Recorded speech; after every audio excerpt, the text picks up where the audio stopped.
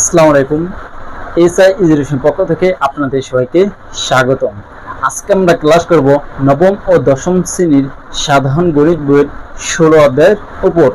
তো 16 অধ্যায়ের আমরা কি করব 16.1 অনুশীলনের 3 নম্বর প্রশ্নটার সমাধান করব।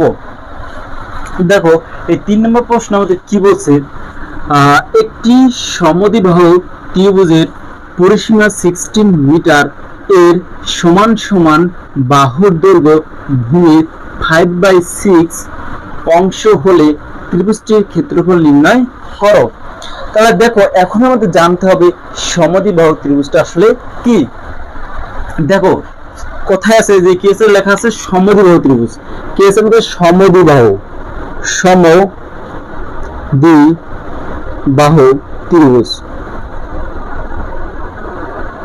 দেখো সমদ্বিবাহু ত্রিভুজটা কি আমাদের আগে সেটা জানতে হবে।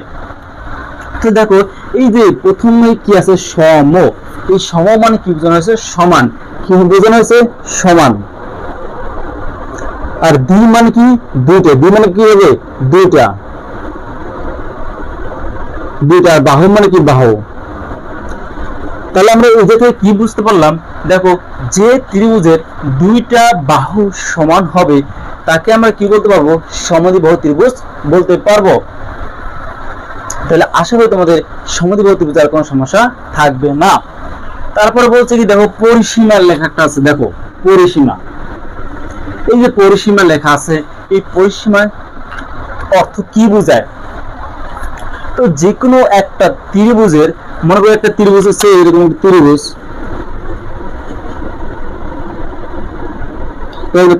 A B C. দেখো এ বি সি একটা ত্রিভুজ, এ বি সি একটা ত্রিভুজ। তো এই ত্রিভুজের কয়টা বাহু থাকে, তিনটা বাহু। একটা বাহু আমরা কি লিখি এ বি সি, তিনটা বাহু দৈর্ঘ্য দিলাম কি, একটা বাহু দৈর্ঘ্য এ, একটা বি, একটা সি। তাহলে এই ত্রিভুজের পরিসীমাটা কি হবে, দেখো তিনটা বাহুর সমষ্টি মানে যোগফল। তাহলে এ প্লাস বি প্লাস সি, এই যখন আমরা কি তিনটা বাহু যোগ করব তখনই আমরা সেটাকে বলতে পারবো কি পরিসীমা। তাহলে আশা করি তোমাদের সমদ্বিবাহু ত্রিভুজ এবং পরিসীমা সম্পর্কে আর কোনো সমস্যা থাকবে না। তো এখন আমরা প্রশ্নটা সমাধান করে দেখো।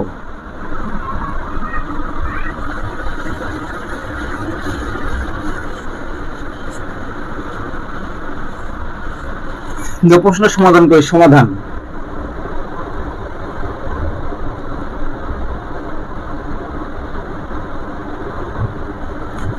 তো প্রথমে কি একটা করব আমরা, ত্রিভুজটা অঙ্কন করবো, একটা সমদ্বিবাহু ত্রিভুজ অঙ্কন করবো। দেখো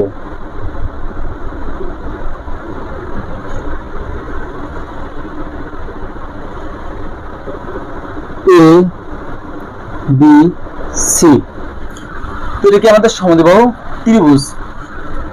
মানে কি এই যে A B R A C এই দুটো বাহু কি সমান, আর বি সি কি সমান না।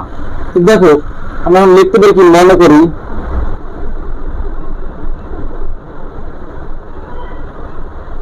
মনে করি A B C সমদ্বিবাহু ত্রিভুজে A B C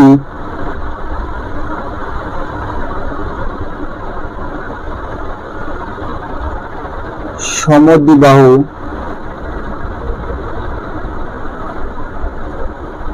ত্রিভুজে, A B C সমদ্বিবাহু ত্রিভুজে তুমি চাইলে সামনে একটা ত্রিভুজ চিহ্ন দিতে পারো।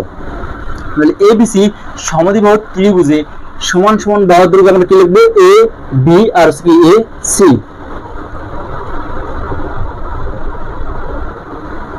সমান সমান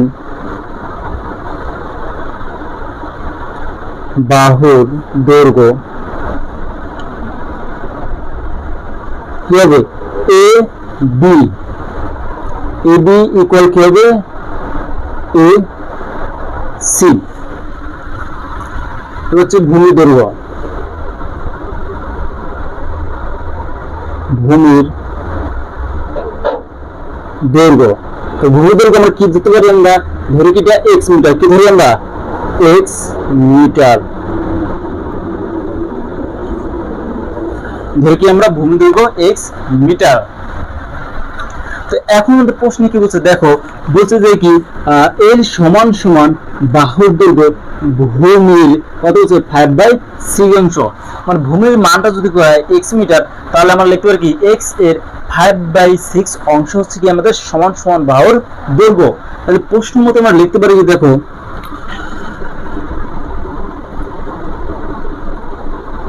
প্রশ্ন মতে আমরা লিখতে পারি কি সমান সমান বাহুর দৈর্ঘ্য সমান সমান বাহুর দৈর্ঘ্য এ বি ইকুয়াল এক্স এর, এক্স এর কেন লিখলাম আমরা, বলছে ভূমির, তাহলে ভূমি মানে ভূমি কি দিচ্ছে আমরা এক্স মিটার, তাহলে জন্য আমরা কি লিখছি যে এক্স এর 5/6 অংশ, 5/6 অংশ। তাহলে দেখো আমরা কি ছোট থেকেই আমরা জানি এর মানে কি গুণ চিহ্ন, যদি আমরা এই যে গুণ চিহ্ন বসাই তাহলে দেখো কি হয় x গুণন 5/6 ইকুয়াল, তাহলে দেখো এই যে x টা লবের সাথে কি হয় গুণ হয়, লব কি আমাদের আছে 5, তাহলে 5 আর x কি হবে গুণ হবে, তাহলে আমরা লিখতে পারি কি যে 5x ডিভাইড কি 6। তাহলে এখন তো সমান সমান বাহুর দৈর্ঘ্য আমরা কি পেয়েছি 5x ডিভাইডেড 6, তাহলে ab এর মান যদি এটা হয় তাহলে আমাদের ac এর মানও কি এটাই হবে। তাহলে এবার দেখো আমরা কি লিখতে পারি পরিসীমা, তো প্রশ্ন মতো আমরা লিখছি একবার আর কি আবার লিখবো না, তাহলে আমরা লিখতে পারি কি পরিসীমা দেখো ab plus ac plus bc equal কি বলছে 16 মিটার। তিনটা বাহুর যোগফল হচ্ছে কি পরিসীমার সমান, তাহলে আমরা তিনটা যোগ করছি তারপর কি ইকুয়াল কি আমরা 16, তাহলে মান বসিয়ে দেখো ab এর মান কত 5x divided 6 plus 5x divided 6 plus x equal 16। দেখো এই যে আমরা কি করব লসাগু করব, কি করব আমরা লসাগু, যদি আমরা যে লসাগু করি কি হয় এই জায়গায় হর কত 6, এই জায়গায় হর 6 আর এই কিছু না মানে কিছু 1, তাহলে 6 6 আর 1 এর লসাগু করলে কত হবে 6 হবে, কি হবে 6। তাহলে দেখো 6 6 কে ভাগ করলে তাহলে কি হয় 1, 1 এর সাথে আমরা 5x গুণ করি তাহলে কি হবে 5x হবে প্লাস, তাহলে এটা কি হবে আমাদের 5x প্লাস। এখন দেখো এই যে x এর নিচে কিছু নাই মানে কি আছে 1, 1 দ্বারা যদি আমরা 6 কে ভাগ দেই তাহলে কি হবে 6 হবে, আর 6 আর x গুণ করলে হবে 6x হবে, কি হয়ে যায় 6x ইকুয়াল 16।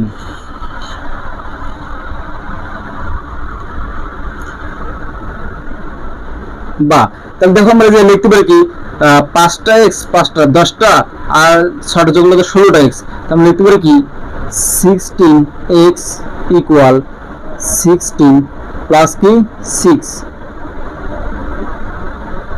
প্লাস না তো গুণ হবে, দেখো এই পাশে কি আছে ভাগ, তাহলে এই পাশে লিখতে হবে গুণ হয়ে যাবে, তাহলে 16 গুণ করলে লিখব আমরা 6।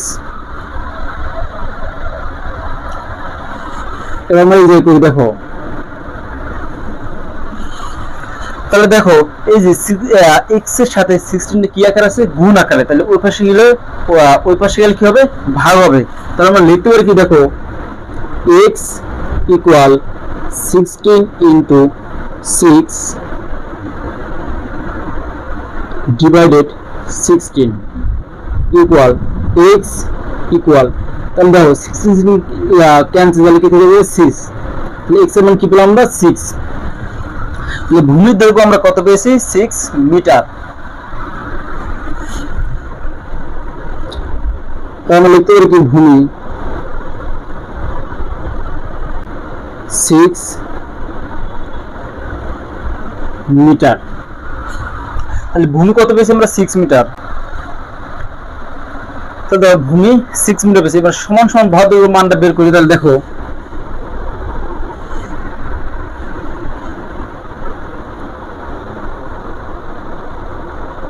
সমান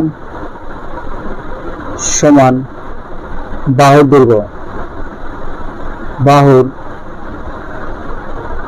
দৈর্ঘ্য আমরা কি ধরি এ ইকুয়াল, তাহলে দেখো আমরা লিখতে পারি কি 5x ডিভাইডেড 6, তাহলে 5 ইনটু x এর জায়গায় যে x এর আমরা x এর মান বসাবো 6 ডিভাইডেড 6 ইকুয়াল, তাহলে মান কত পাই আমরা 5, কত পাই আমরা যায় 5 মিটার।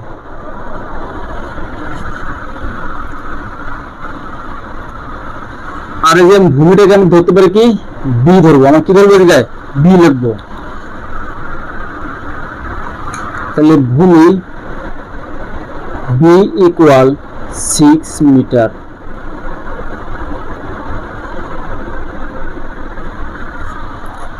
এখন আমরা কি লিখবো ক্ষেত্রফল, তো বলছি কি আমাদের ত্রিভুজটির ক্ষেত্রফল নির্ণয় করো, তো ত্রিভুজের ক্ষেত্রফল নির্ণয় করতে আমাদের কি বাহুর মানগুলো লাগবে, তাই বাহুর মানগুলো আমরা কি পেয়েছি এগুলো লাগবে কি ক্ষেত্রফল, সমবাহু ত্রিভুজের ক্ষেত্রফল।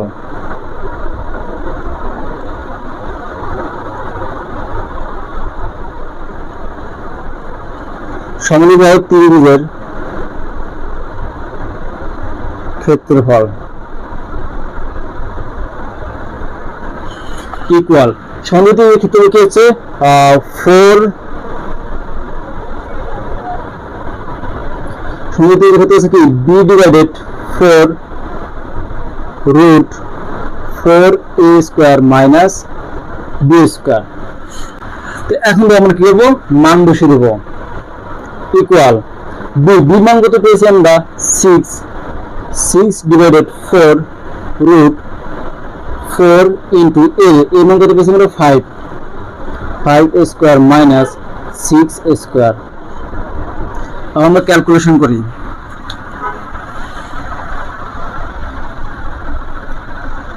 তাহলে দেখো 4 ইনটু 5 স্কয়ার 100, দেখো 6 ডিভাইডেড 4 রুট, তাহলে এই ক্যালকুলেশন করতে হচ্ছে 100 মাইনাস 36 ইকুয়াল 6 ডিভাইডেড 4 ইনটু, তো দেখো এটুকু আমরা ক্যালকুলেশন করি, দেখো কত আসে এটা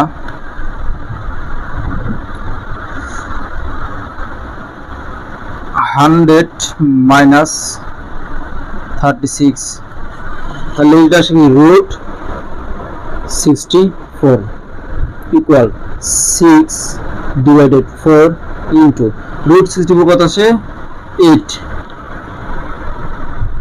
ইকুয়াল, তাহলে দেখো 6 আর 8 গুণ করে আমরা 6 ইনটু 8 ডিভাইডেড 4, তাহলে आंसर আসে কত 12 বর্গ মিটার,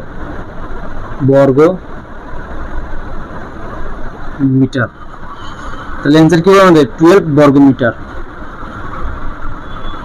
আমরা শেষে লিখতে পারি কি সমদ্বিবাহু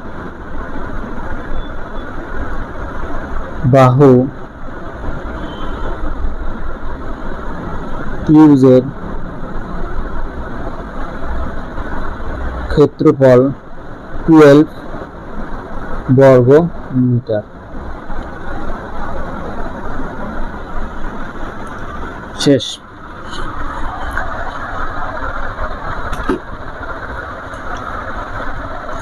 তাহলে আশা হয় সবাই বুঝতে পারছেন, আর না বুঝলে অবশ্যই কমেন্ট করে জানাতে হবে। সবাইকে অসংখ্য ধন্যবাদ, আর অবশ্যই ভিডিওটা শেয়ার করতে হবে।